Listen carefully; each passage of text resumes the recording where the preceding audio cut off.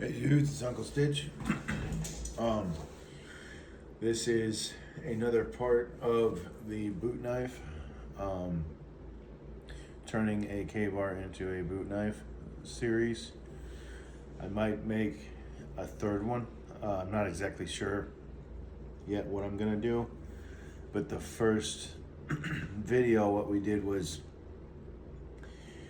this blade was so dull that it absolutely had to be sharpened in order for it to be worth anything as a boot knife.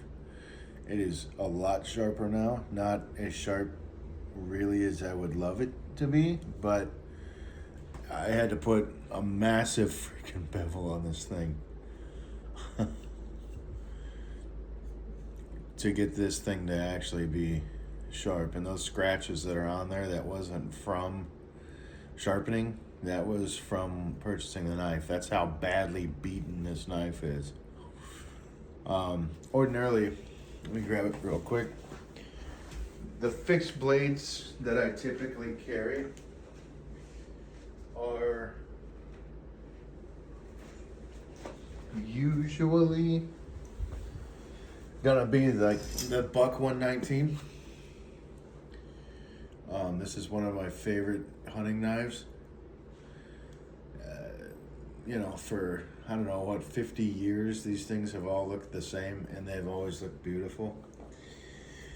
And I just recently got into the Microtech B. Literally just picked this up today. So those are some future things that we'll talk about. But basically, what I was going to go over was where to look when you're creating a boot knife. Now for me, this is a Harley Davidson boot, right? And this is my left shoe.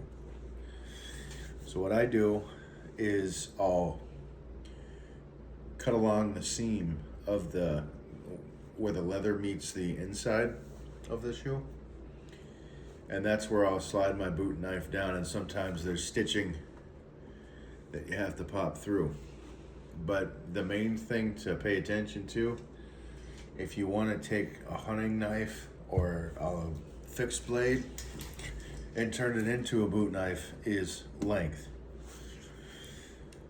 So one of the most important features about taking a hunting knife, because not all hunting knives have this, and turning it into a boot knife, is to make sure that there is a section of the blade that is not sharp. And when you stick this blade all the way into the boot, how much of this will stick out? Because you want this flat part to be the part that hangs off the edge of the boot, so that when you're walking around, your blade isn't slicing into the boot, making it worse.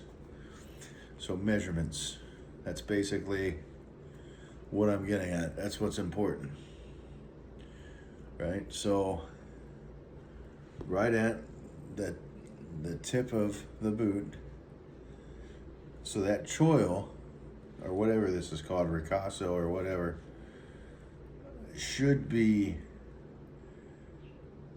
just barely enough. Just barely enough. So you want to do measuring before you do this and before you destroy a new pair of boots. If you do this to a pair of boots and the knife doesn't fit, that's okay. The boots aren't ruined. You just got to go get maybe a different knife, maybe a different length. So anyway, what I'm doing here is we are cutting across the seams. See that area where those two meet? Now that should lead us into, I'm going to do it probably a little closer to the front, I think, rather than in the middle. Yeah, we'll do that. So I wish I had a razor blade, but I don't. It definitely makes things go a lot easier. All right, there we go. Now we're starting to dig in.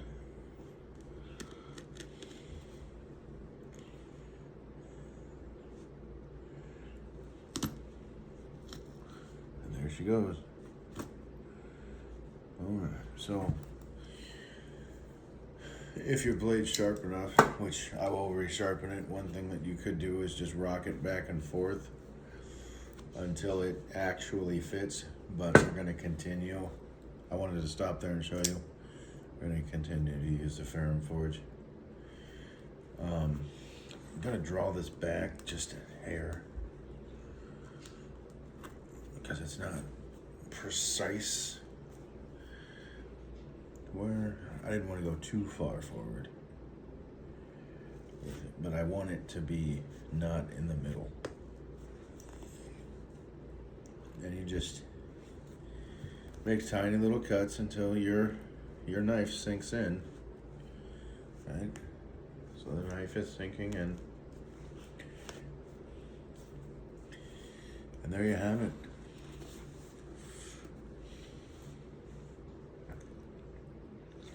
That knife is all the way in my boot, right? So I just wanted to kind of show you guys how I do mine. The inside of my boot is not as clean as the outside. I apologize for that. But it literally affects nothing. You can't even tell that it's in there when you're walking around. That's how comfortable that is. It's amazing how comfortable you can make a boot knife. And it's not on the front of the boot like some people will carry their sheaths on the front of the boot. Nothing sticks out, so nobody knows that it's there. But yeah, that's if you gotta fight with it a little bit to get it where you want it to, you can too. If you want it to be absolutely flat, you can do that. But just make sure whatever boots that you're using has at least 2 ply of leather. And what I mean by that is, hopefully you guys can see, even on the leather up here, there's 2 ply in between these 2 pieces. So there's 2 pieces of leather that are stitched together. That's important because if you try to cut into it and it's 1 ply, it's not a good not a good candidate for a boot knife. But anyway, all right guys, I was just gonna show you. I'm gonna post this up on Facebook as well as YouTube. Because I kind of wanted to give a new life to this Kabar, which I believe to be in the 70s, 1970-ish. They quit numbering Kabars in the 1980s.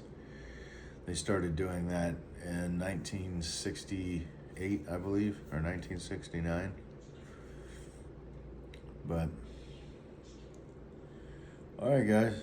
Well, now you've kind of seen how I've done that. This B would be awesome to have as a boot knife, but you know what happens to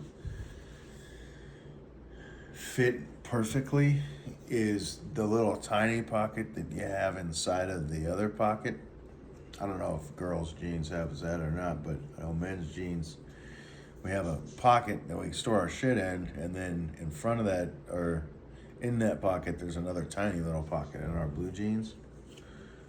So this actually fits perfectly in there. The problem is you have to figure out how you're gonna get this thing out of here, because the clip has a hook on it, so you can't pull this out of the pocket. So I don't know. I could make this a neck knife and put paracord through here I could change this out for an Alti clip. I haven't really decided what I'm going to do with this, but I've decided that I am going to EDC this because it's obnoxious. And it has to be obnoxious. But anyway, that's just stuff to look forward to in the future. All right, guys. I just wanted to show you that step. And then what we'll do is we'll go over some of the reasonings why I do things the way that I do. All right, guys. Peace.